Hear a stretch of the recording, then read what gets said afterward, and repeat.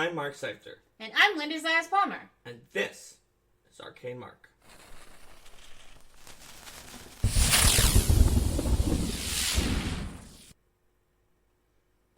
Welcome everyone to GM Tools, Character Power and Optimization. This is the other half of Player Tools, Character Power and Optimization, but from the other side of the GM screen. Mm-hmm. We worked really hard with your help to avoid getting too much into the GM Tools, Character Power and Optimization last time this came up, but really while the deeper look that we did in that episode, and I think it's still up on Twitch. It should be, yeah. And if you're watching this on YouTube, that video was definitely already up. If you're watching it on YouTube, then you're going to be fine. Mm-hmm. But I think it's still up on Twitch right now if you're watching it with us and not in a Twitch playback that is 2 weeks from now when this is about to go off of Twitch. Yeah. In which case, sorry, you're in the worst of both worlds for finding it.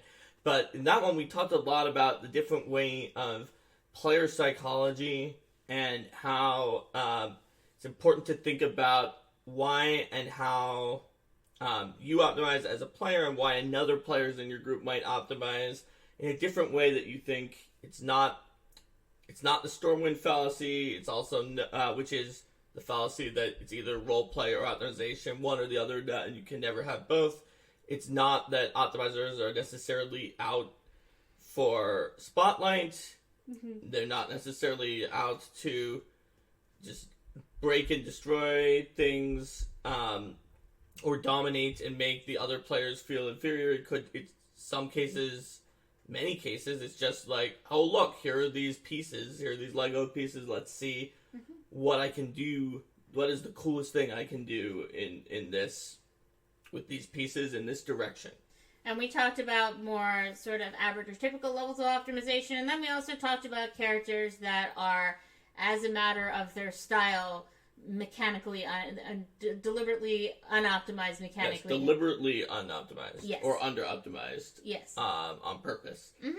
And we talked about, in terms of a player, if you are the player who's doing one of these non-standard optimization, if you are with another player who's doing a non-standard optimization, tonight we're going to talk about, alright, what if you're the GM?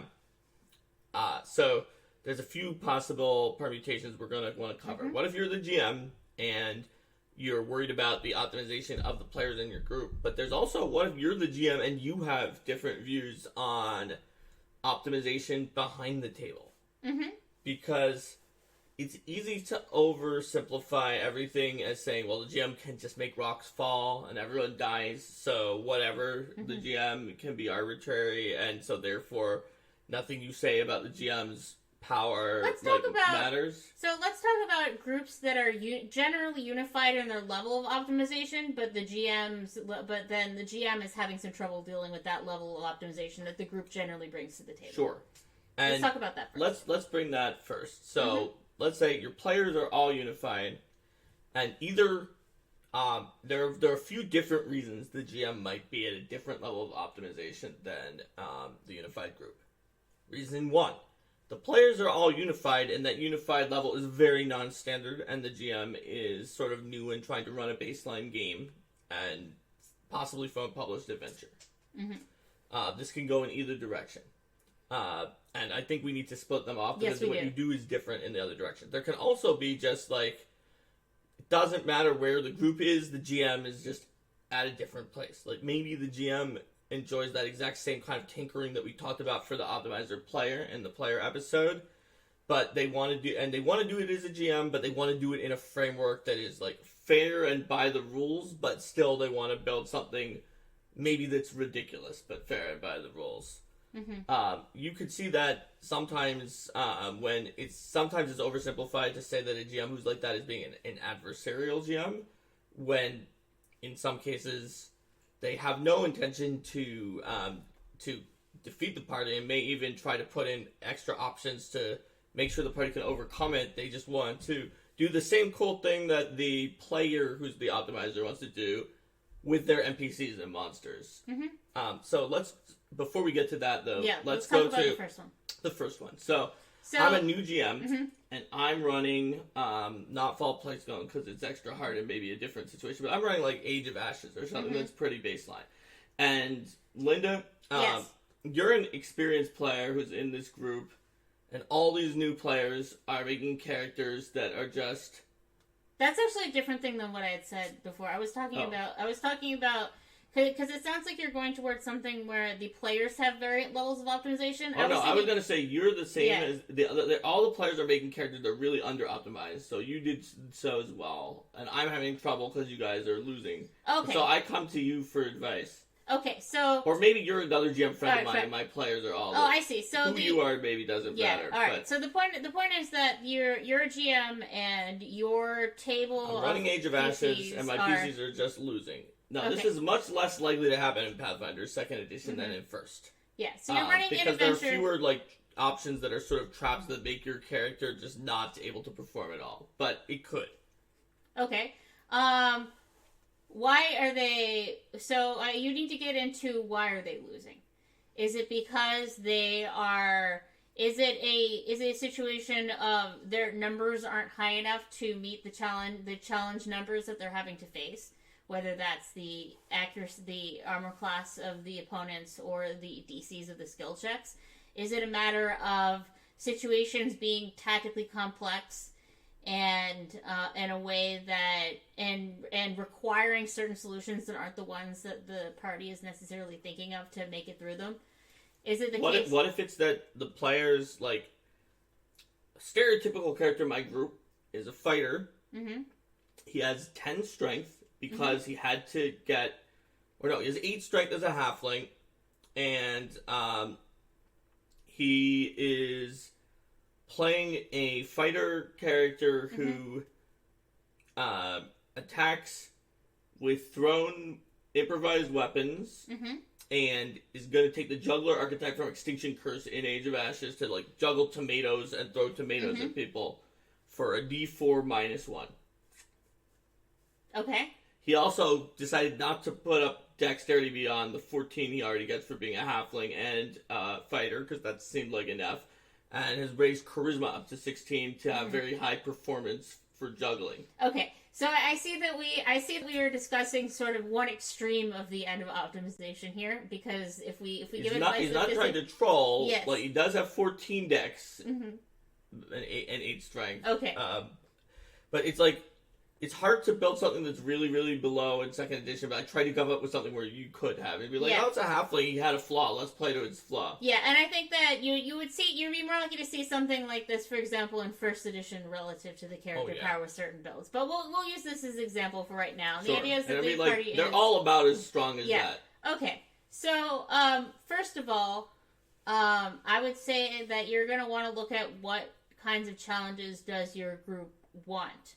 Are they interested in a game that is more focused on combat, or are they interested in a game that's more Let's focused say on they skills? do want combat because they want to be able to do the fighter wants to do his tomato throwing shtick in combat. Okay. Well, let's But say his character is just about Okay. as bad as he can be in Pathfinder Second Edition. Okay.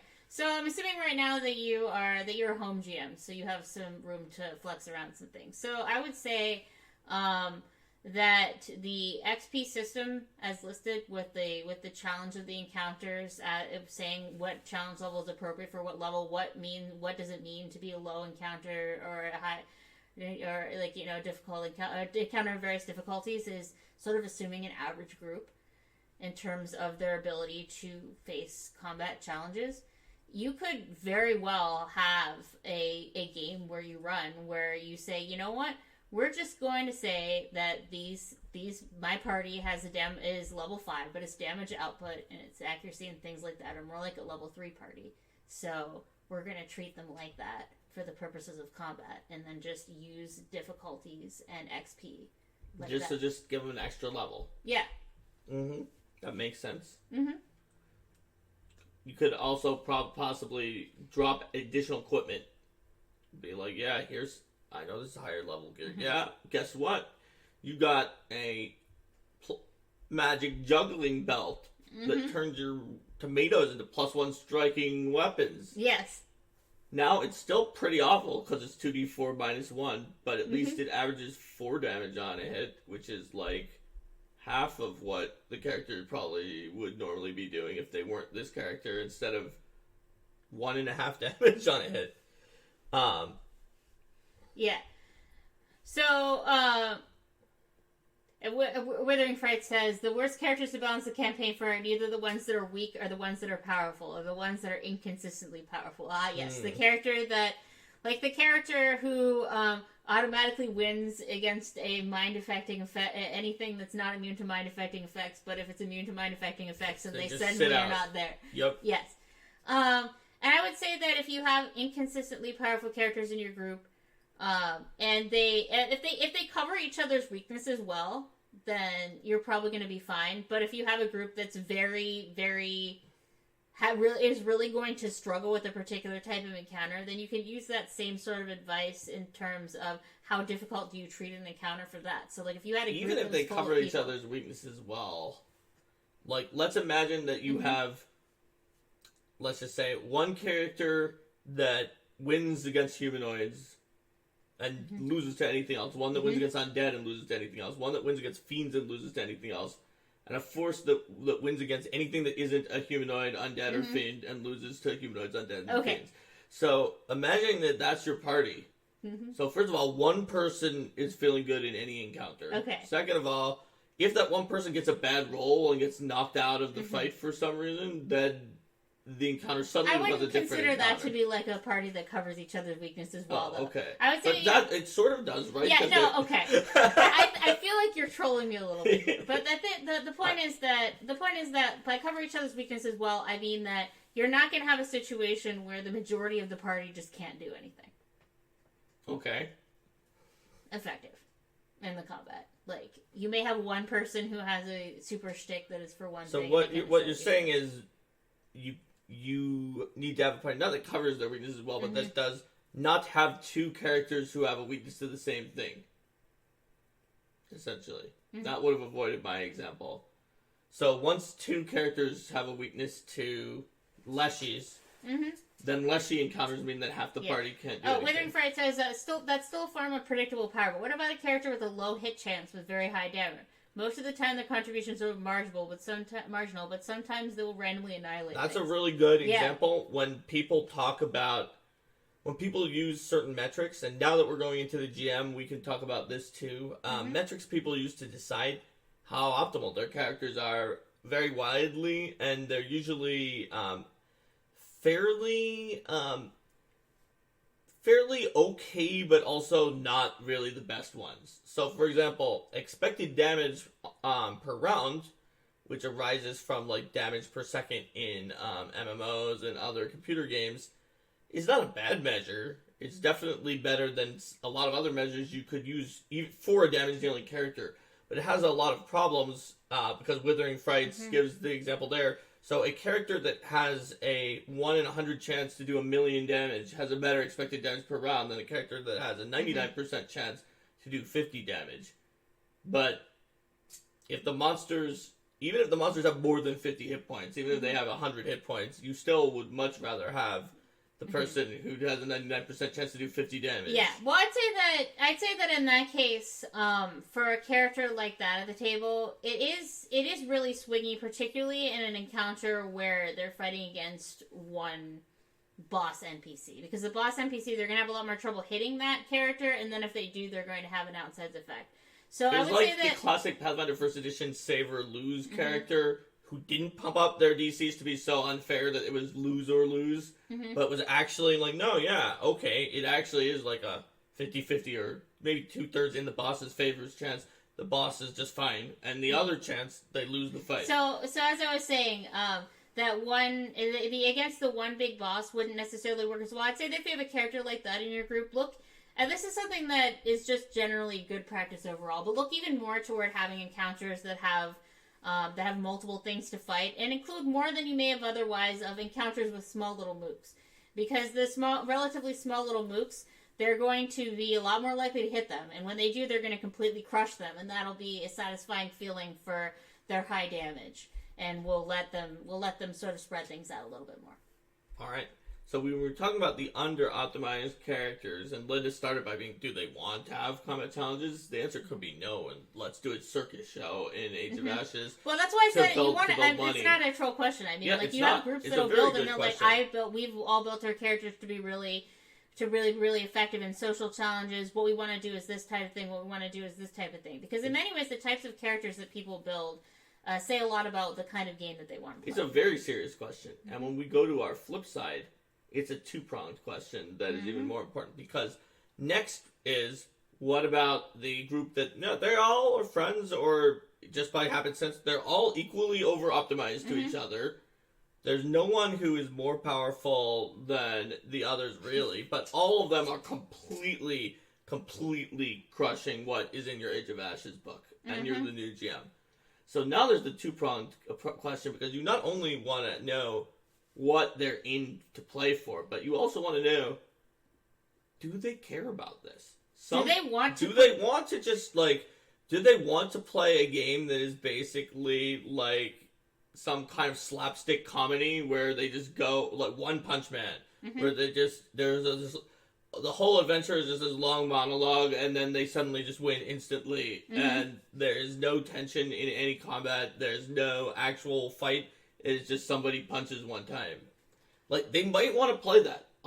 Like, it's not a majority, but a significant and often vocal minority of people want to do that. Now, they want to play a game where their characters are very powerful, and where their characters don't really have a substantial risk of bad things happening to them, and they want to sit down and they want to take on the role of a character who's succeeding. Now, you have big trouble if you have a group that they're all equally over-optimized, but half of them want One Punch Man and the other half want any other non-parodical, actual, really epic, huge, high-octane battle where everyone's super powerful on both sides and it's tense, and then they eventually win. Because that's actually possibly harder to deal with than if the group has differing levels of optimization, but they all agree on one of those two goals. We've been asked about a lettuce leshy voice.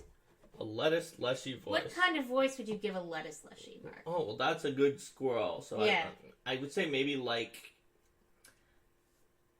God, that'd be like have some crispness to it, like a piece of lettuce. So maybe it's like, hello, I'm a lettuce leshy. Well, my leshies tend to have higher pitched voices, so let's see. Lettuce leshy? Yeah, that's me. Maybe more clipped like that. What if the leshy was riding a rocket?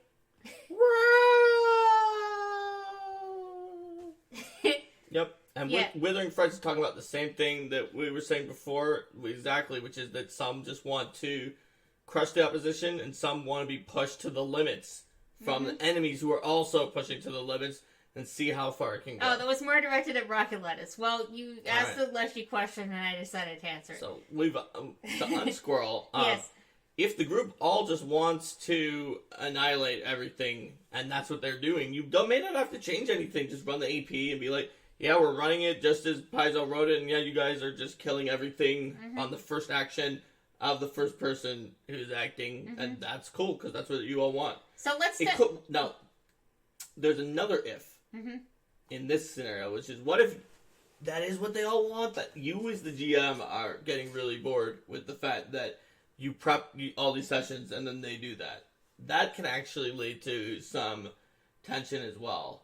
Even if all the players are for it and you're like, look, I want you guys to win, I want to tell a good story, but these comments are really unsatisfying. And then there's also the situation where the players are all tactical geniuses and optimizers, and the GM struggles to keep up with giving them, and they want challenges, and the GM is just like, how? Yeah, that's the other side when we're saying, let's say they all say we want challenge. Yeah. What advice were we going to give the GM? Because they're a new GM and they're just trying to run it from the book. It can be rough. They can try to up the numbers, but that can do something different than if the thing is that the players are actually tactical geniuses. Maybe extra numbers won't do it, or maybe extra numbers will get so high it'll crush the players no matter what their tactics are.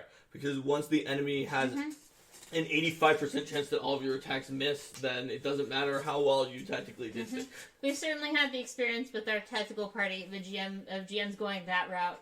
and getting into the escalating numbers, and it kind of backfiring. Pathfinder First Edition, yeah, because it kind of backfired in some ways because we're like, oh wow, this is a really interesting challenge, and then we just like dug in more on the tactics because we felt like our characters were all going to die if we didn't, and then they just kept upping the numbers, and we dug in more on the tactics, and it just became more and more ridiculous. Yep. Because we didn't have a conversation about it. That's true. We didn't talk about it. We just were like, oh gosh, this is deadly. We had a feeling like maybe the GM was being adversarial, and then we just kept going. So that's an example of a case where communication would have really helped. Communication. Yep. Session 0. Yes, exactly. So it's important to get, at least see if you can get on the same ground, and if you have people who have differing opinions, figure out what they are. You could possibly deal with the fact that some people want a giant challenge and other people want a cakewalk with optimized or unoptimized characters by just having a mix of encounters. Mm-hmm. The reason why trivial encounters exist in Pathfinder 2nd Edition is not to say trivial, so let's skip it. It even says in the book, you should definitely include some of them, because if you include something that is just at the top of what's defined as trivial and not easy, we tried our best to, those are meaty enough that you feel like you did a thing and had an encounter, but is still, really, really easy and is not going to cost resources and is probably not worth XP. But, if you go down enough below that, it's just, hand wave and it's dead. But it's usually enough that, things are on the map, they, do a few things, they might even do some hit point damage, and then they die. Mm-hmm. Or someone blows a gigantic high-level spell and kills it all, but then you're like, oh, well, we blew a gigantic high-level spell on this. We probably should have killed it all. Yeah. So, makes sense. Using a mix of trivial encounters and harder encounters can help if you have a mix of people who want a challenge and don't. So let's say that's for the mix too, and you can also if you don't have everybody coming every session, you can also, and well in advance who's coming to a session, you can also kind of tailor the encounters in a session to the mix of people who are coming. Also, if you're not ready to tailor the encounters to do the numbers, we can do exactly the opposite of what Linda said for the under-equipped party, for the weak party, of just slowing their XP so they don't level up as fast as they were supposed to, or giving them less equipment. Mm-hmm. That's a different way of putting the numbers against the PCs yes. a little bit more. Without having to go in and change everything in a pre-published adventure. Right. Or without having to multiply the number of monsters, throw a lot of new monsters in, replace the creatures, things like that. Right. Throw on the elite template to literally everything. And pray to the gods of game balance. Mm-hmm. Yep. Absolutely. So, those are some ways you can handle it if the group is consistently one way or the other. Well, we haven't... I think there's more to say there, though, because we talked about... Because, like you said, sometimes just modifying the numbers isn't enough if there's the tactics... Usually it's not actually the best way to fix things. So, let's say that you're a relatively new GM and you are coming into a group full of super tacticsy folks, like I was when I started GMing. So I would say that that I certainly did do increases in the numbers and things like that, increases in the numbers of creatures. I also watched the tactics that the group tended to use. So I may not necessarily have been able to say, oh yeah, I understand what they're going to do before they go there. But once you see a group come together and the kind of tactics that they tend to use, you can start to learn from that and think about what might enemies be able to use to counter that, or what type of enemies might be effective against that. If we're talking Council of Thieves specifically, mm-hmm. I remember that I ran a pre-session for you where I guessed what the tactics of all the other players were based on a brief description of their characters that they had provided mm-hmm. you, and we sort of played up to see what we could fight against using the tactics I thought they would use, which our first level group, I believe, we mm-hmm. lost to the Mastodon, but we beat the Frost Giant. Yeah. And it turned out to be extremely accurate to what the actual tactics of the people were. So yes. I think that was helpful too. That was helpful because we did this little practice, and so you can make notes about what people will generally do, and take the time between sessions to think about, okay, they've done this. how might things be able to set up to protect against this? And I mean, if you're feeling overwhelmed with it, you can also consult some of your super tactically minded players and ask them to help you figure some things out, or ask them to run some games so you can watch and see what they do. If the group wants you to be able to step up your game in that regard. Withering Frights points out the tactical people. You also end up dealing with things with someone who brought a pickaxe and grappling hooks to your low-level dungeon crawl. So there can be that too of rather than tactical, more of like the creative player. I say that in terms of like has a creative solution to everything, to the point where you eventually start thinking that their creative solutions are always the same creative solution, but they kind of find a way to make it make sense with what they have. And that's a little different, but also important. For GM adjudication. I mean, it's not even necessarily character power. Yeah. Like, having a grappling hook is not a powerful character, but being able to think of things that way is sort of a player power. Yeah. When you have this situation and the players just completely go off the rails. I mean, I think that gets to, we had an episode, GM Tools, That Wasn't the Plan. Yep. That was about this, when you think that the session's going to go in a certain way, and then the player just does something, and you're like, wait, what? Yep. So. Absolutely. So, and that's also why when we say that just changing the numbers can't necessarily help with your strong party, it won't necessarily fix a weak party either. It's more likely to, because of the fact that a weak party, the one we were discussing at least, a party that isn't trying to, if they are trying to intentionally unoptimize, they are probably Stormwinders who, when Linda did the suggestion of ask what they want, and they would say, I'll roleplay all the time, and they all agree with that, then you're fine. A weak party that is not doing that is trying to, like, yeah, I want to get into fights so I can throw my tomatoes, usually what they're down on is that their numbers are too low. Or because of the way that they built their character was just that subpar. So numbers actually can fix that, because there's not a human mind intentionally trying to make the optimization bad for what your venture actually is. Whereas in the over-optimized case, there is a human mind intentionally trying to make the optimization bad for what your standard adventure actually is, because they're not doing it to mess you up, they're doing it to optimize, to pull away. And that is making it as bad as a bunch of creative humans can make it for you. Yeah. And another example here, when it comes to what you can do with money and skills, a level 1 commoner and Pathfinder can show up with 5 oxen, you personally combat trained and trample enemies. Nobody expects this. Yep. I would say that, just to reiterate, one of the points of advice from that episode is, we've talked about the principle of saying, yes, but, so like this works, but then or yes, and, so this works, but this works, and yay, it works, or this works, but there may be some other thing that comes along down the road because of it. I mean, I generally feel like for a lot of these creative solutions, making them work, definitely the first time, and maybe the first few times, but then after that, coming up with a reason why maybe they don't continue to work in that exact same way. It's hard to do it in Pathfinder First Edition, because just the rules are there to do what Withering Fright was talking about. In Second Edition, you absolutely cannot bring 5 oxen and have them all do a trample attack. In part because we saw a good number of people trying to make first level characters who had 5 oxen that did a trample attack. And there's also the matter of having a conversation between the player and the GM. If the GM's like, dude, I know you could always continue to buy 5 combat trained oxen and have them bring them into every encounter, but the level of power of encounters that's appropriate for all of the other PCs in the party, and the level of power of encounters that's appropriate for these 5 trampling oxen is different. Or 31 oxen. Let's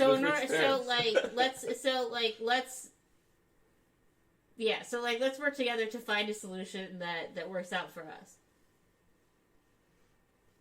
Joe Jungers asks, well, it's harder to do in Second Edition than in First. Have you found it possible to make a non-viable PC in PF2? I think that it is.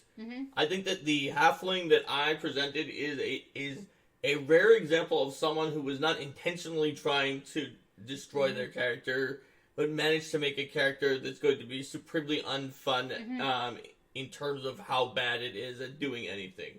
in combat, which is I'm a halfling, I want to play to my flaw of low strength, so I'll keep the 8 strength. Oh, halfling and fighter both gave me dexterity, that's 14, that's good enough.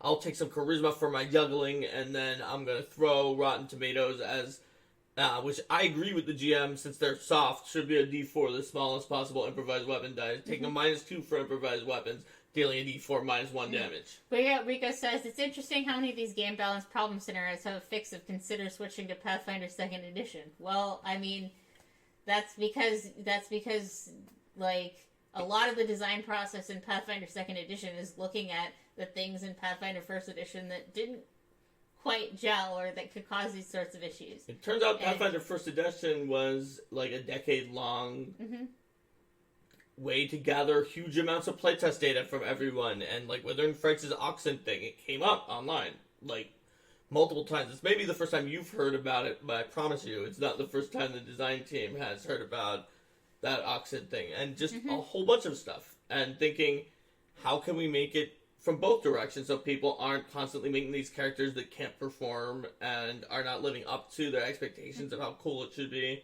and also the other direction of people who are just wanting to have fun following the rules and build something cool and strong that the rules allow, and it's not clicking, it's not easy for them to be just like, oh, just don't do it, because it's in the rules. And it breaks the game. Yep. So we talked about the group that is unifiedly under the optimization threshold that the GM expects, unifiedly over the optimization threshold that the GM expects, over the optimization. Joe has one more question before we move on. He says, or at least he has sort of consolidated my example of that halfling fighter down into, would you set a minimum threshold for a primary attribute as a way to avoid it? I would say that in the case of that halfling I presented, or any character, it'd be nice to have 16 or more as a starting in whatever attribute you're using to fling your spells or your main weapon. But even if that halfling had a 16 dexterity, their problems ran deeper than just having a low primary attribute, because also they were doing a strength-based, very low damage attack that gave them an additional penalty. But a good starting point would be, I would say, to try to shoot for a 16 in your in the main thing you're using to target stuff at people.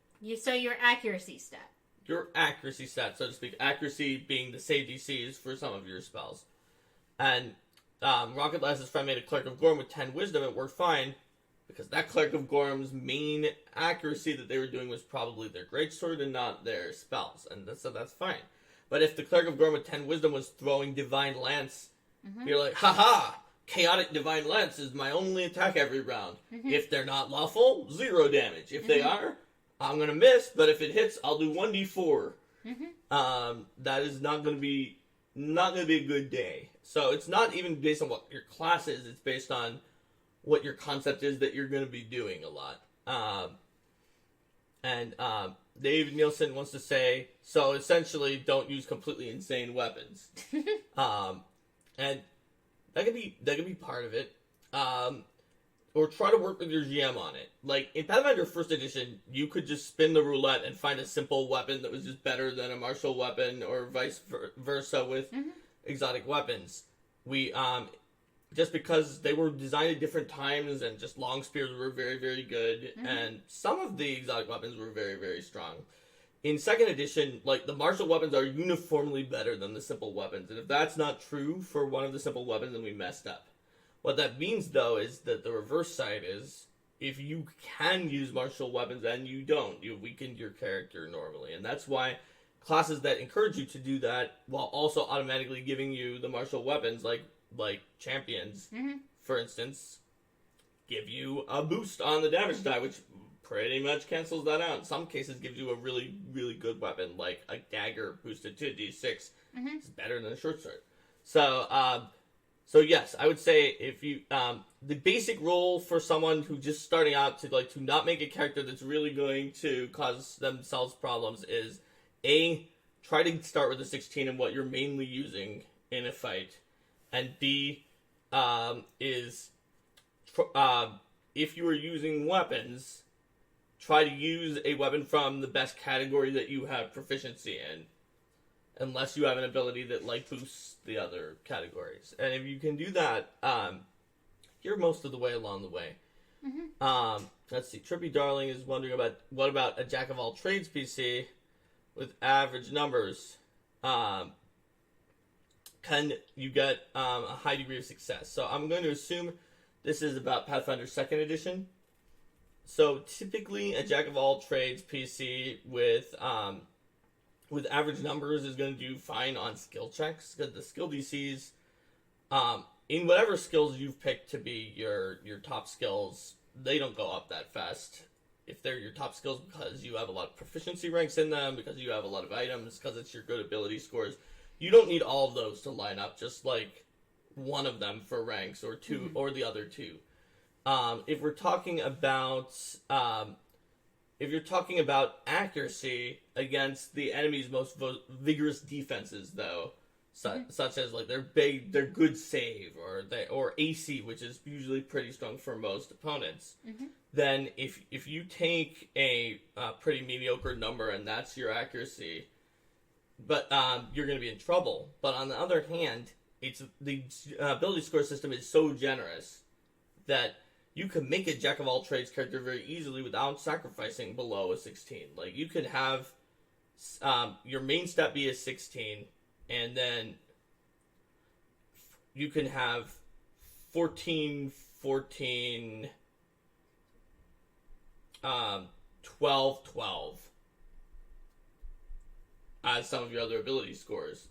And that's pretty spread out just because your stats can just go higher than they did before with the ABC method. And so that's one reason why it's not hard to ask for, like, the big one that you use most of the time to be 16. It doesn't have to be. That Halfling Fighter I talked about, like, you could make a Halfling Fighter with 14 dexterity that is range that does okay.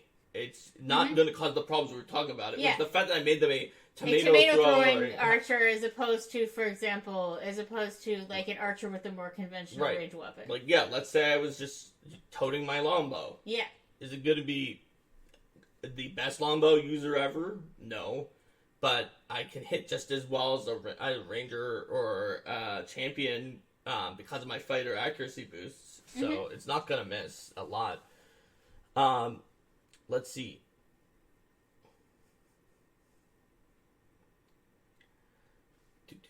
Yeah, there's a lot of discussion about various particular weapons in Pathfinder and Halfling fighters and things like that. But we should probably get back to the actual thing, because I feel that we've definitely been wandering and weaving a lot in this episode in terms of our focus. Yep. So as I was trying to say before, I think we've covered the situation of consistent optimization for the party, but that not matching as much with the GM. Although there was actually one thing that you've mentioned about what happens if the party's optimization level is really high and they want to be powerful, but the GM is just getting bored and frustrated. Yeah. The GM is just like, this is pointless. This takes like 4 hours out of every session of setting things up on the map that are then wiped off. And we do 8 encounters that all are like that. Like that, but all the players are like, no, this is the greatest. Well, I would say, I mean, there's some things that can change sort of on both ends in that way. One thing that the GM can do to help with that is recognize how quickly they're killing everything. And so if they're killing everything on the first round, you don't need to even build monsters that have more than 1 round's worth of stuff to do. You may not even need to build monsters. You may not even to fully build monsters at all. You might just give it a number of hit points, AC, and saving throws, yes. And then you could occasionally come up with a cool offensive routine, and then every 20 fights when one of your monsters gets to turn, you use that one that you came up with. Yes. Whatever the monster is. Yeah, you don't have to fully build monsters in that case. Exactly. They can be a pile. They could be You can have like a pile of stats, and then when it needs to do something more, when it has a chance to do something fancy, it gets to do something fancy. Yep. If you're building your own custom monsters, or pull monsters from a rule book, decide what they're gonna do on the first turn, and then that's gonna be it. Yep. And Withering Frights points out about Pathfinder First Edition CR system that it was more an art than a science. Mm-hmm. For sure. Mm-hmm. For sure. When you're GMing for groups, it's not even, we oversimplify it by saying a weak group, an overly strong group. Mm-hmm. I ran a game in it was in 3.5, which is similar, and it went up to 20th level. Mm-hmm. And my group easily defeated a level 40 monster from the Epic Level Handbook and almost TPK'd to a level 21 or CR 21 monster. Mm-hmm.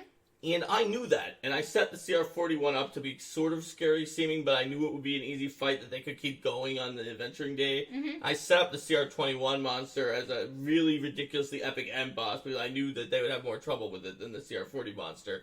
But I only knew that because I knew everything about my group, and when I was running that game, and it completely went into the epic level stuff, and you would do simulated fights too. I did simulated fights. And so I learned a lot about my group from doing this. And if I did not do simulated fights, there's no way the CR system would have even remotely given me something that is similar to what I needed. Mm-hmm. And so that is definitely an issue there with the variance in builds and how high the numbers can go. And it was sort of this guy can auto-win against undead / dragon situations with rock, paper, scissors of abilities where it was like, well, if it doesn't have Disintegrate, then the Frenzied Berserker is going to win. Yes. For example. But this one has Disintegrate. So, then the Frenzied Berserker will be disintegrated in that fight, and need to get undisintegrated afterwards. And and that they won't have the Frenzied Berserker. Yeah, they won't have their Frenzied Berserker, because the Frenzied Berserker was built such that, like, by round 2, he was definitely at, like, negative 9,000 hit points or something like that. And spare a word for my poor cleric with her multi-heals. No, it was fine. It was 3rd edition, so the heal spell just healed him up to full. Oh, I thought you were talking about I thought you were talking about my game with the Frenzy. You guys didn't have a Frenzy Berserker. Well, what's Oh the no, I guess I did port over Frenzy Berserker. We did have a Frenzy Berserker. Who adventured with us for a while, and I remember how many heal spells I had to cast on that guy. That's true. I was the cleric. Yeah, but that's because we used the limited amount of healing from the heal spell. But the original one that I was doing in 3.0, the heal spell just healed up to full no matter what. Okay, fair enough. Yep, absolutely. And Withering Frights gives some other good examples at the low end with like just a basic orc that can crit you to death at the beginning. And has ferocity, so its hit points are 3 times as much as you'd think. Yeah. Wonderful example. It's weirdly, I never fought that basic orc warrior stat block for years. Until coming to Paizo, but they just weren't in PFS ever. And then I wonder why. What? They weren't in PFS ever. They weren't. Orcs were in almost no APs. But then I played a Giant Slayer game with Owen, and it was full of that basic orc stat block. I was like, these guys are actually really hard. I've never fought them before, just for the reason Withering Frights is saying. So, in Pathfinder 2nd Edition, we tried to make it so that what you see was what you get a little bit more easily, which is part of the reason why the numbers are a little bit more off, but you still can have a situation where people are widely differing in how strong they can do against one encounter compared to another. Someone he says, "Hey, Ghoul, stop trying to sneak away. We all know you're there with your ridiculous CR1." Oh, yep. Trust me. Trust me. Okay. Sugaki says hi. Yeah, well, Sugati is Sugati, but like, I've seen a lot of people online who think that the incapacitation trait is there because of the fact that we were worried about players using an incapacitation spell on monsters. Yeah, ghouls, harpies, those kind of monsters, mummies, when you encounter them in large groups, like, we're in a region with pretty powerful Pathfinder Society players. But when I GM'd a PFS adventure that had 6 mummies in an encounter, which was written by, actually, Jason, they almost TPK'd. The sorcerer was the only one who wasn't paralyzed for the entire fight. Did he solo the fight after that? Bone Keep. It wasn't Bone Keep. It was just it was Rebel's Ransom. Oh, that was that one? Yeah. Oh. Did he solo the fight after that? What were the undead that were wrecking us in Bonekeep then? Oh, that's a different thing that was wrecking you in Bonekeep. Okay. Yep, they're mostly demons. Wasn't there that, like, frozen... Oh yeah, those were just, like, skeletons or something, I think. But, okay. Spoilers. But Anyway. The point was, when you have 6 automatic auras that you have to save against, or else everybody's paralyzed in a 5-foot hallway. Yeah, Stump Monkey remembers the 5-foot hallway. Yeah, it just, like, the numbers, even if you only need, like, a 4 to save, the numbers are against you. Mm-hmm. And that is, I mean, does that also protect your 1 BBEG against 6 PCs who are doing exactly the same thing? It does. But that's the main thing that makes it really unfun is for the players when 6 incapacitation effects hit them all from first level ghouls and then everybody's dead. So,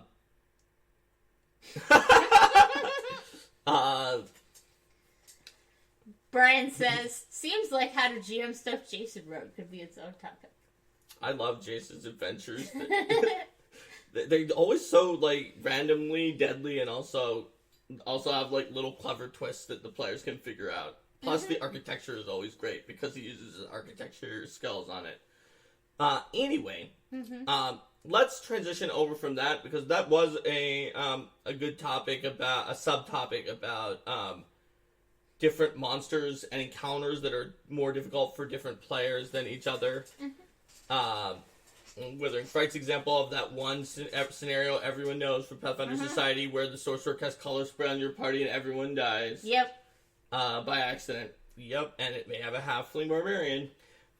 So let's get into the situation now where your group has someone that is not the GM, people who are not the GM who have differing levels of optimization.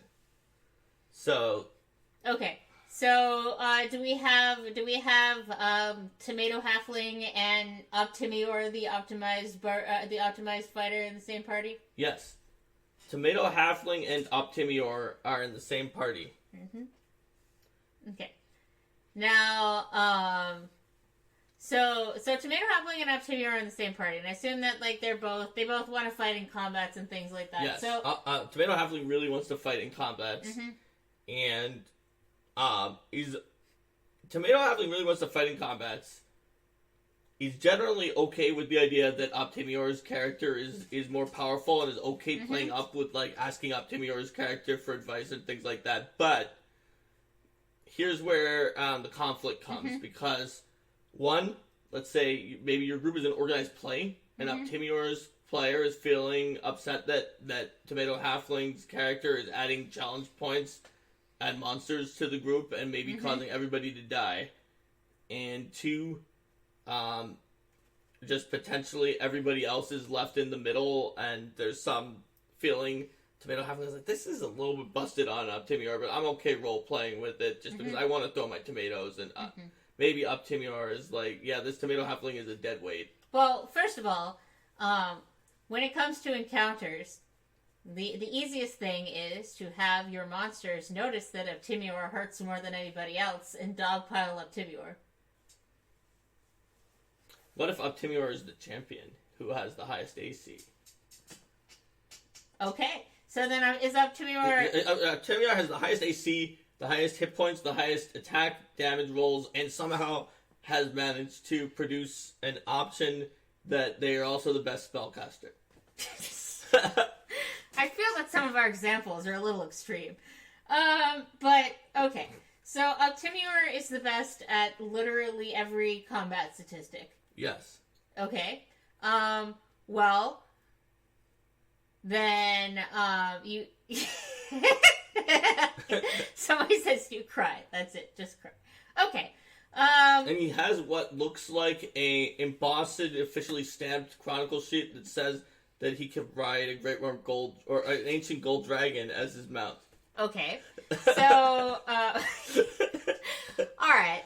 So, first of all, again, you definitely want the encounters with multiple things. Boss stuff goes after Optimior, while other things attack other people. Also, Optimior can't be in multiple places at once. So, you can, for example, have encounters that attack from multiple directions. If Optimior's in the front of the party, you have some things attacking from the back, while some things are attacking from the front. So that everybody so that everybody is being able to engage with the encounter. If this is an organized play, I would just have everything dogpile the crap out of Optimior while other people then also What about attack. his dragon? Couldn't it breathe into one of the sides? We'll never allow that. We'll never allow someone to have a Great Worm Gold Dragon familiar randomly an appear. ancient gold dragon. Okay, so are we in PFS or not? Because if we're in PFS, that's never going to happen. And if we're not in PFS, the GM don't allow Optimior to have a Great Worm or ancient gold dragon. But I think we're allowing the fun of constructing hyperbolic examples to get in the I way want of to use that hyperbolic example to help you in a home game. Mm-hmm. So Okay. let's say Optimior is just better than everybody and everything, but does not have a gold dragon. Okay, so You could give the halfling their gold dragon, by Yes. which I mean the golden tomatoes are the things we talked about. If you drop some kind of Mhm. ridiculously overpowered loot that can only possibly help the halfling and not Optimior, mhm. then that could be Yes. something that can help. You shouldn't just drop an item that anybody could use, because Mhm. that creates a weird situation, because in this example I stated where the Mhm. halfling's okay admitting Optimior is better, And that's like, well, everyone will this be should like, be of course we should give Optimior this thing that does Mhm. a d6 fire damage on each hit, because he actually hits and I miss with everything. And Mhm.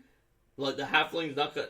Some players would be like, no, I know I'm gonna miss with all these attacks. I should get the d6 fire. But a lot of people feel social pressure not to ask for that. But if it specifically is only going to help the Yeah. the tomato halfling, And in this case, where Optimior is Lost frustrated with Omens, hyperbolic familiar. in this case, where Optimior's player is frustrated with the power of Tomato Halfling on the battlefield, Optimior's player also presumably will be understanding if the GM gives more Tomato Halfling optimization boosting treasure. There we go. Also, it looks like Stump Monkey thinks that this Chronicle sheet has been hyperbolic signed by me. Okay. But here's the thing, it's not official unless it's hyperbolic co-signed by a member of the organized play I team. knew that was coming. Okay, we're past that now. We're past the... Hyperbolic tangent. Okay, Yes. now let's move on. Okay. Okay. Oh, God. All right.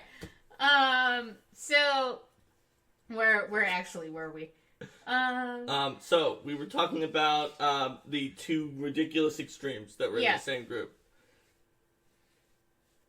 Yeah, so bolstering the lower optimization player, coming up with challenges that have to do with that. Also, we talked about dynamic. We have an episode about dynamic encounters. Dynamic encounters are really great for this split optimization group. Encounters where there's more going on than simply hit all the monsters for hit point damage until they're dead. Where there are other sub objectives, there may be hazards that are going on at the same time. There may be like other things that cause you to need to roll skill checks, such as some other thing that you're trying to get someone to, you're trying to rescue somebody from Yep. some other situation or things like that. So those sorts of encounters that maybe play more to the juggler's strength, so that sometimes the juggler is fighting during the combat, and sometimes it's more relevant that the juggler can throw a tomato really well to get it lodged in the pipe to stop the poison gas from pouring into the room. Yep, and if you don't like watching episodes about things, I guess you're here though. Mhm. But Game Mastery Guide also, of course, will have advice for you on designing those types of encounters. But another thing you can do as well is think about what kind of monsters that you can throw in. For example, Akatas are known to be weak against salt water, and you can jump in to kill them. So you could have a monster that is actually vulnerable but 20 to the antioxidant lycopene, which is actually a major tomatoes are the major dietary source of Well, Brian said the only way to end the ritual is by juggling tomatoes. I am truly the hero that was foretold. Yes, it's the ancient dragon. He's like, is he weak against cold iron? No. Cold, fire, acid? No. Lycopene. Weakness, lycopene 20.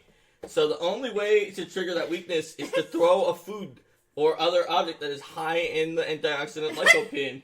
It will antioxidize the dragon's scales, and it not only triggers his weakness, he has a second power that his AC goes down as his scales get antioxidized by lycopene. And so the only one who can do that is clearly the tomato juggling halfling. Brian says, that's good GMing. Yeah, so I would say the hazards and challenges could be part of the combat. They can also be, complex hazards that are encounters that are not direct combats that cater more to the strengths. Because if the player, I would say that if the player of Optimior gets to see Tomato Halfling succeeding in a variety of other things, then they're less likely to be frustrated that they are pulling more weight in the combat than Optimior is. That's true. Mm-hmm. Of course, in this scenario, Optimior is also better than Tomato Halfling at pretty much anything that is rolled. Okay, so we're clearly not talking second edition here because that's not that's even possible anymore. I would say that that in that case you're probably going to be wanting to look for group skill check mechanics. Where there's too much time, there's not enough time and too many things to do, so Optimior can only roll one. Everybody can roll the same number of checks, and so Optimior is only doing 1/4 for a 4-person party, or 1/6, and you're all working together for that. Right. Those will definitely help in that situation. Mm-hmm. But honestly, at this point, if this is a home game, you probably want to talk to Optimior and Tomato Halfling's players a little bit to see if you can find a little more of a happy medium in terms of we were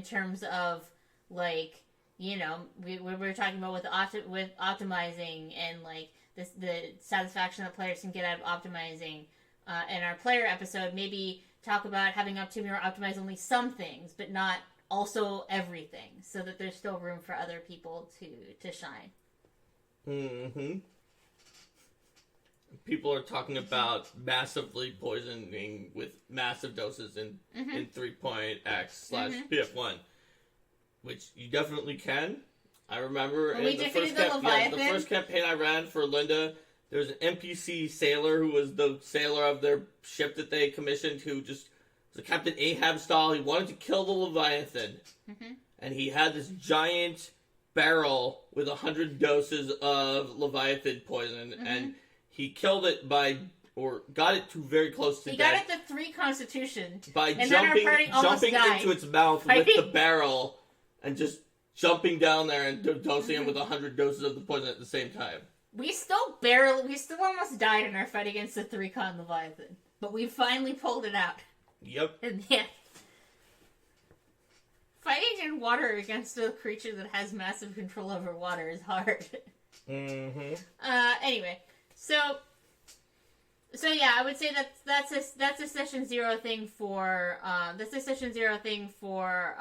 if you're doing a home campaign, and if you're building a character for society play, I'd say kind of keep that in mind if you're more of an optimizer, that it's good to optimize for some things, but not optimize for all the things. Yep. Withering Friends is pointing out that you can have people who optimize not for combat, but for non-combat situations. For example, in Pathfinder 1st Edition, which is Withering Friends using a lot of examples from, we're not intending to locate problem builds and possibilities in Pathfinder 1st Edition, but there sure were a lot of ways to get a really high skill bonus, as Withering Friends is saying. And that can cause you to run into a situation where, especially if you're not using the advice in Ultimate Intrigue that helps a little bit with handling the situation of Diplomacy is not mind control is one of the entry titles, and also the fact that if someone believes you're not lying, it doesn't necessarily mean that they believe that what you're saying is correct. They believe that you believe that that's true. They believe that you are being earnest, and they'd be like, oh, well, I better check that out. But if they have evidence that proves that it's not true, they might get confused. They might need to act on that, but they're not going to immediately drop their other evidence. And if you're like, I'm actually your mom, they're not gonna just believe anything, even if no matter how ridiculous it is. Especially if their mom's actually there. It's like, I'm your mom, and the liar's like, oh, I'm your mom. 70 bluff. It's like, this person, I believe this person definitely thinks that they're my mom. And they might be, because now these people both seem to be my mom, and there might be a magic spell involved. Is my mom cloned into the body of a kitsune somehow. I don't know. Yeah. But Mm-hmm. like with magic, they could both be the person's mom. Like you can't deny that possibility. So there's a lot of situations where you can get into optimization for a totally completely different thing that becomes hard to adjudicate, especially when the numbers get to a certain point. I like David's example. First of all, you're a male. It says you're a male halfling, and I'm older than you. My mind and soul were transported into here by a magic jar. Reincarnation is a fun Oh, thing. I was reincarnated as a male halfling. Yeah. Like, there's a lot that can happen in Diplomacy hammer. because we talked about it briefly, then ignored it as we went into different player GM dynamics. But we asked, how are you measuring optimization? We talked about the fact that damage per round is not exactly is a good measure for damage dealing characters, but not a perfect measure, not the best measure because it's annoying to do the best measure. And it's almost impossible to make a spreadsheet comparator that does the best measures, which are like, which one is actually going to more reliably help you in this situation. But that's still only talking about damage. And there are all sorts of things like diplomacy, any kind of skill, or even you can have someone who optimizes something that's completely non-numerical, that's just like, they've optimized having the counter for everything. They've got a bag of tricks, and no matter what happens, it's like, oh, this creature is glowing with a yellow radiation. I have this anti-yellow spray in my pocket. Yes. You Green Lantern, you should be happy. Well, I did that with my alchemist, making sure that she had every anti-plague, antitoxin, Wismuth Salix, etc. To buff people.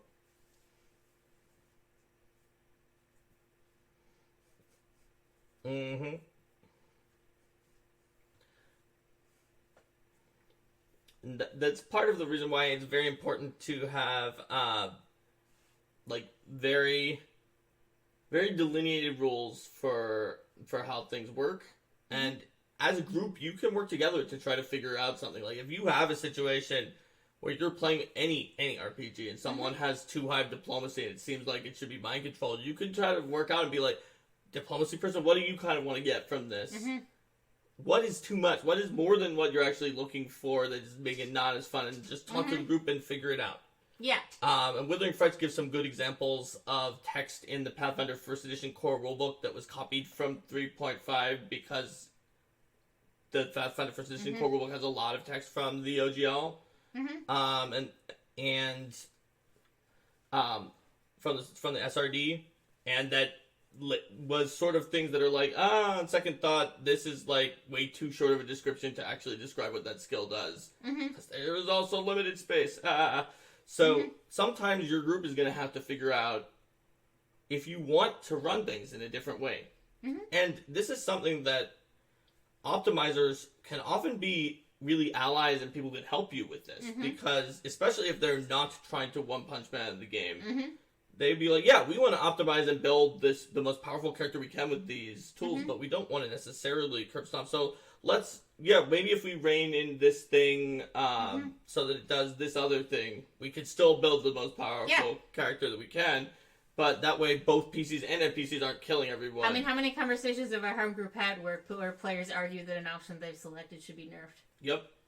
And then the player and GM has this conversation. It's like, I like this thing, it's powerful, but it feels like it's too powerful. How are we gonna work on that? Right. And so, if you can have a discussion as a group, and we always say this, communication, session 0, but you'll find as a GM, since we're in GM tools, that the optimizing players, assuming we're talking about the heavy optimizing players, we're talking about saying that the way they optimize is a human mind that is intending to go as far away from the baseline as possible, potentially, but is also a person who's very skilled and knows a lot of things who can help you. And so we didn't talk about it as much because it was like the one GM with the whole group that were all at the same level, but if there's one person who's Optimior, you can just use Optimier as player as a resource who can help you Mm-hmm. to find out more about what you should do and how you can run certain And situations. if you're playing in a game that has a wide variety of options of different power levels, and you have a spread of optimization, I'd recommend starting with a smaller basis of rules and then gradually adding more. So, like first edition, for example, start with the core rulebook and the advanced player's guide, and then gradually add more options. But if you have a sense that you're vetting new options as they come in, and that you can, and that if something seems too powerful, you can work with the player to come up with a different variant of it that might be fair, as opposed to a default assumption of everything being allowed, then your Optimier is not going to be able to get as far ahead of the other players. Yep. So yeah, I would say that if you have an Optimier in your group, that I would recommend against just blanket allowing absolutely everything. Yep.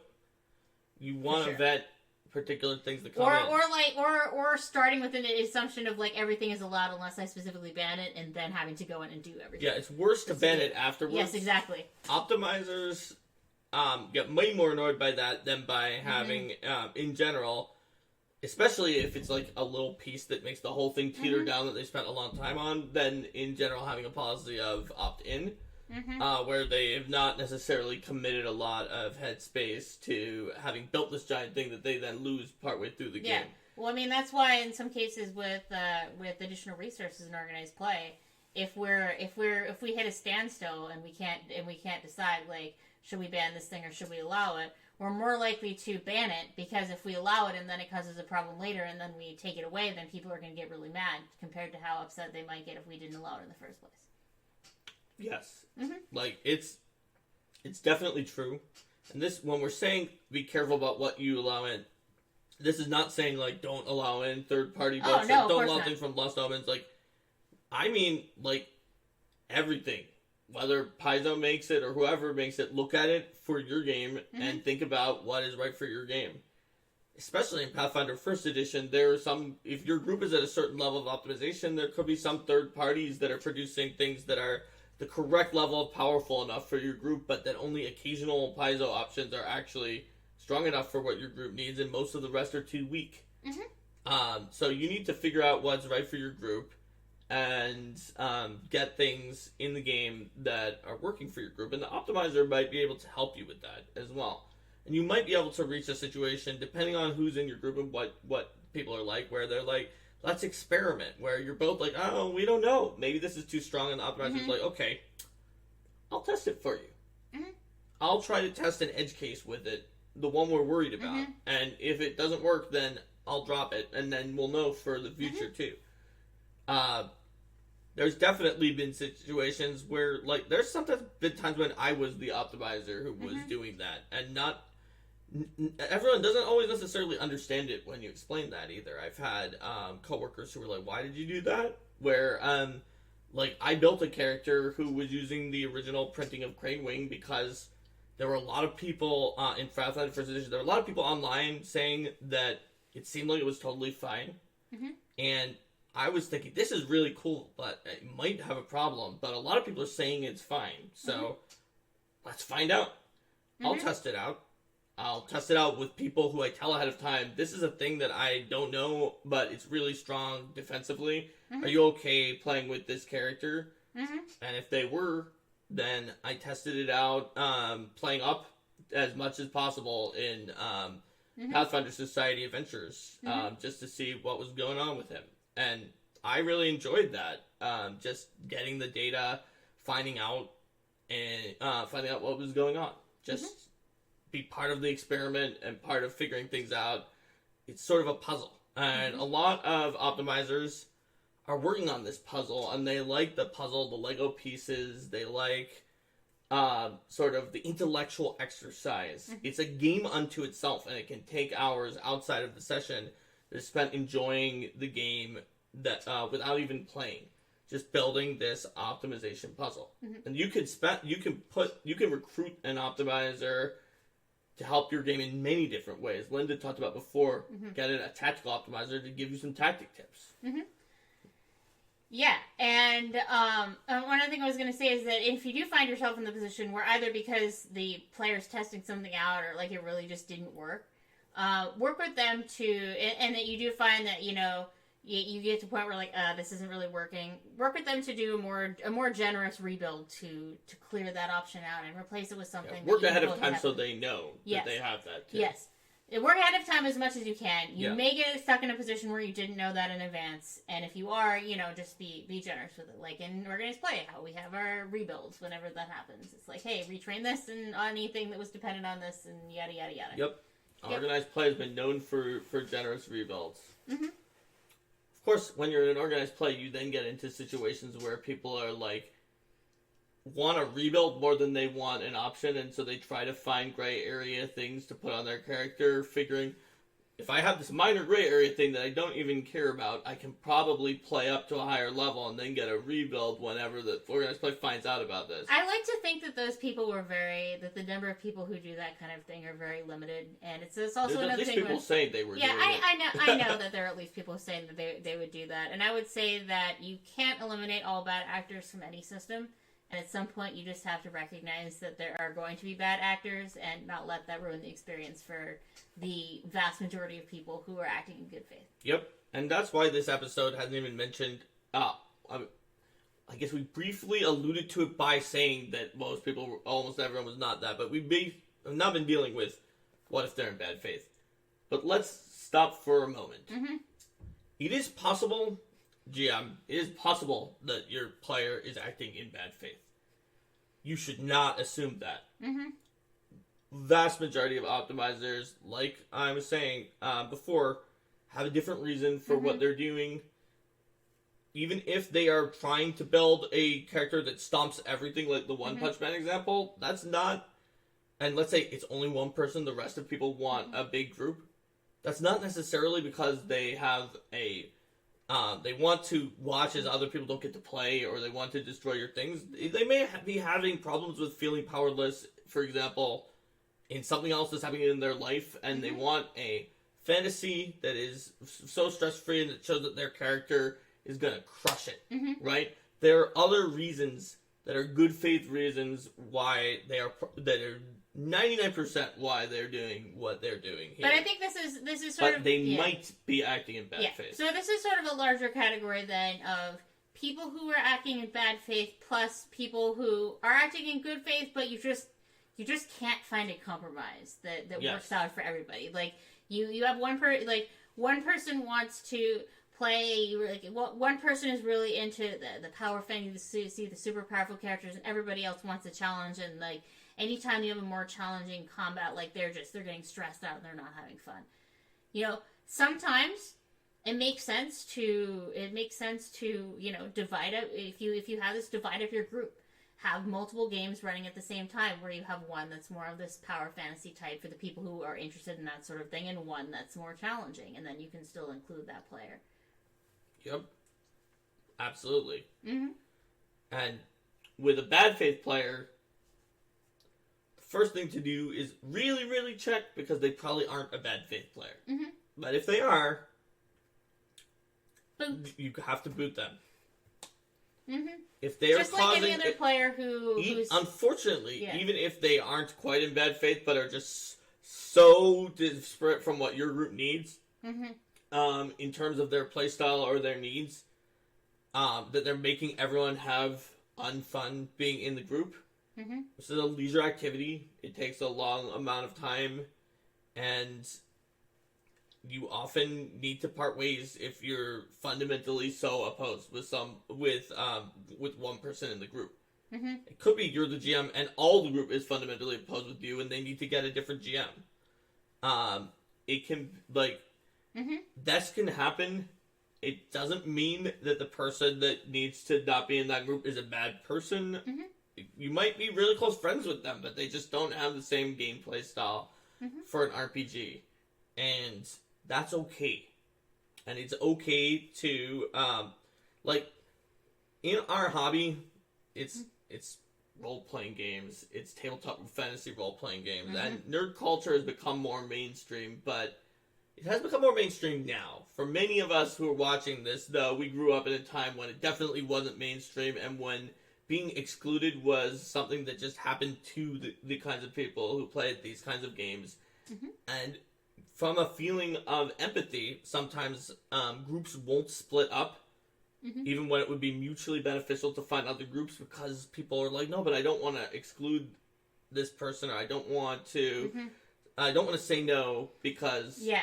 Well, that's why I gave the example of like first trying to find another thing that works for them, whether it's like a game with a different type of style or a different style of game or something like that.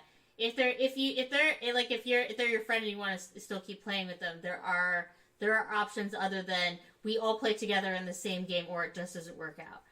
But sometimes the answer is, we can still certainly hang out and have fun and do a bunch of other stuff, but when we play this game together, we always get on each other's nerves. Right. So for the sake of our friendship, let's not play this particular game together. So Withering Frets has another good insight, which is that we're talking about this like you've already diagnosed your problem. Yep. But it's possible you just don't know what the issue is. And we've talked about Session 0, we've talked about communication. Withering Fright suggests to do something like what I said I did with my group that was going to epic levels in 3rd edition, which is audit and take a look. See what your characters are playing. Make sure you're on top of if you're worried at all about this. Make sure everybody's level up all the way. Because that's something that sometimes happens, is people forget to level up, and the reason their character is less effective is because their level's behind and because they've missed some sessions. And so if you can see what characters are coming in, you can identify in advance the tomato thrower versus Optimior situation, or I haven't clicked the link, but it's probably Angel Summoner versus BMX Bandit situation, because that seems apropos. You can maybe diagnose it in advance and nip it in the bud before it becomes a problem if you are aware, you're communicating, and you take a look and pay attention. I'd say also pay attention to who is doing how much in combats and things like that. If you have someone who's, of course, the dice are fickle, and you may have someone who just has a bad day for rolls, and so you can't just take one combat and say that is an example. But if you have someone who's consistently doing the damage in combat, or someone who's consistently doing things, and someone who's consistently seems frustrated or distracted or something like that, then that's a good sign that there's something that's up. And it could be optimization, it could be any number of other things. And Joe and David in the chat just had a really interesting side conversation that itself can show you an example of where it's not just optimization, but just optimization and philosophy can cause a disconnect. Where Joe was talking about the fact that a almost inconsequential, basically free, at past a certain level item in Pathfinder used to allow you to be immune to all mind control unless they decided that the serial killer was for some reason not evil in Cough Cough Golemworks Incident. And then David said, well, yeah, it was broken, but I hate mind control. And so there was an interesting conversation. We don't need to repeat the whole thing, but it comes down to it is, if you hate mind control, ultimately, as a group, you should remove mind control for everyone. If the group is like, yeah, mind control is bad, it's unfun, you can't control your character, somebody else is possibly playing a parody of your character, or making them do something that just doesn't make sense, then in that case, remove mind control, rather than sort of like pretend that the game has mind control, but actually everybody just ignores the mind control, except for the people who don't. Yeah, I mean, essentially the game has mind control, except for there's a slight money tax. There's a slight money tax, and then everybody is immune to it. Yes. And so, like, it is a legit solution to just take out mind control from the game. There's some squeaky stuff that can happen with mind control. There's a lot of reasons that you might want to do that. So find the root cause in that. In that case, like, David's reason for it wasn't even just the need to optimize. It was just like, there are good reasons that you wouldn't want to have mind control, and he wanted to make sure he didn't have it. And here's another example. Stomachy's has example too. Has a friend who would rather their character die than get even minorly mind controlled. So when we run home games with him, we never use those spells, etc. Exactly. Looking at what your players are comfortable with.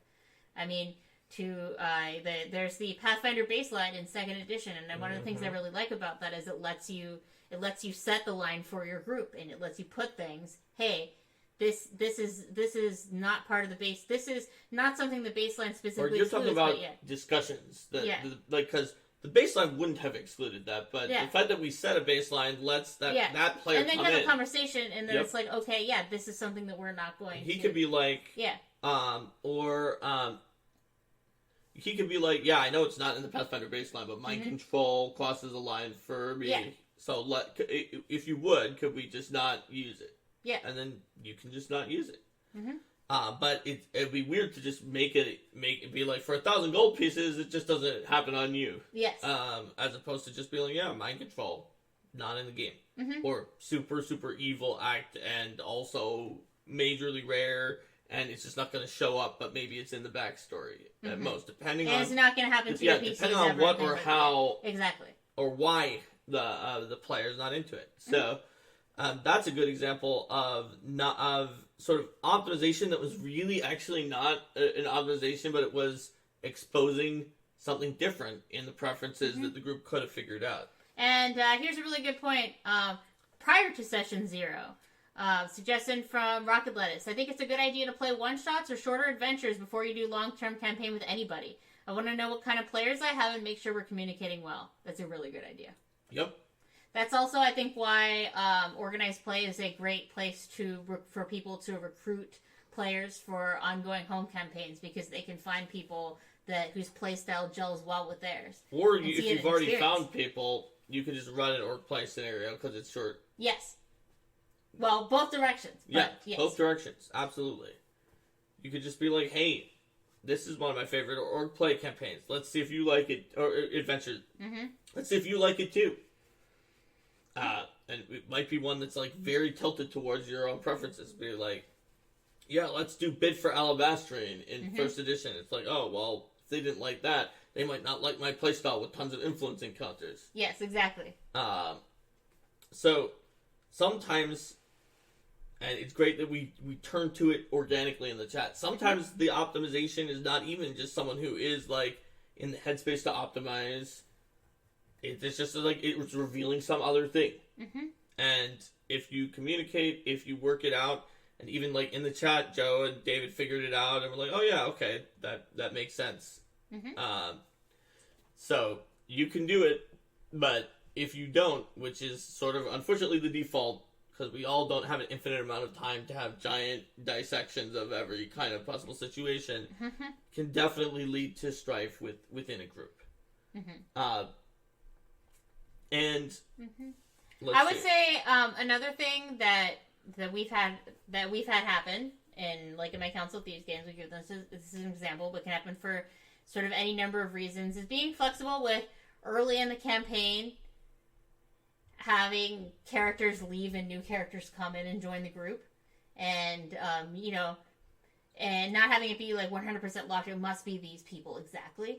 Then you can have the situation where if a character is built, like let's say you didn't fully do Session 0 and you realize that you have one character that's way more optimized than all the others, and the player's like, this doesn't really work, or there's any reason why they don't really gel. Being able to have that character just kind of exit, become an NPC, then they bring in somebody else who's going to fit with the group. I mean, your campaign has had, I guess, our one player who, Alex, who switched to multiple characters both times, Council of Thieves and Kingmaker, because he got bored of his character. He gets bored of his character, he switches to my style in Rise of the Rune Lords for having Noah switch his characters 5 times was killing 5 of Noah's characters.